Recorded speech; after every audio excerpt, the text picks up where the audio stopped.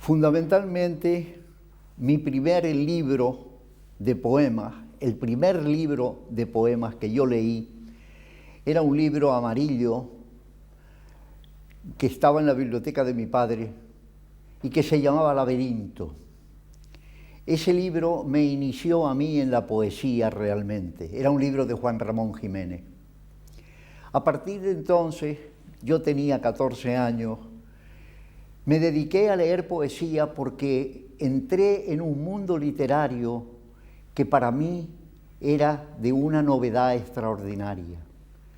Empecé a darme cuenta de lo que era la metáfora, empecé a darme cuenta sobre todo de cómo se podía interpretar el mundo de una manera total y absolutamente distinta.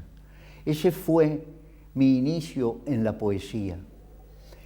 Al mismo tiempo comencé a leer, y sigo hablando un poco de la lectura, comencé a leer a Eliot, comencé a leer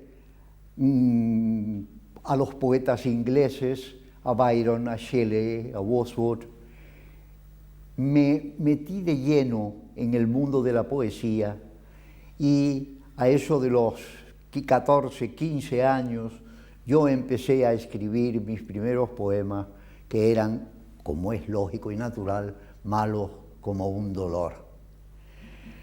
Poco a poco fui conociendo a los poetas in vivo, ya mayor, ya a los 20, 25 años, tuve una gran amistad con Vicente Aleixandre, una buenísima amistad con Leopoldo de Luis, con Miguel Alonso Calvo, Ramón de García Sol, y con toda la gente que estaba entonces, en el año 47, en el Gijón, en Madrid. Allí conocí, oí poesía, aprendí poesía y sobre todo me inculcaron una cosa, que yo tenía que saber métrica para poder hacer poesía y después, como decía Amado Nervo, abandonar todo procedimiento y dedicarme a hacer la poesía que a mí me diera la gana. Influencias he tenido y he tenido muchas y lo digo con gran orgullo porque mis influencias han sido fundamentalmente Rilke, Eliot, Vicente Aleixandre y después un poeta francés que se llamaba Guy Cadou de los años 40 que tiene una poesía que a mí me llenó de encanto cuando la leí.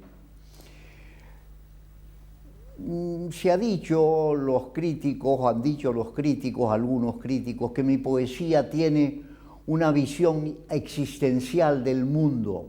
Yo no lo sé. Además, creo que la crítica de la poesía uno debe de escucharla, pero no hacerle caso, como no sea que esté uno cometiendo una falta de ortografía. De resto, el poeta tiene que hacer su mundo y crear su mundo como él quiere, como él lleva en el corazón, con su pensamiento y con su reflexión. Y sobre todo hay una cosa, y con esto ya termino, hay una cosa muy importante. El poeta tiene que saber su lenguaje. Eso es la base de la poesía. Ya decía Heidegger que el lenguaje empieza en la poesía. Yo siempre he afirmado que no solo el lenguaje, no solo la poesía empieza a crear el lenguaje, sino que la poesía es el lenguaje más puro que el hombre ha creado.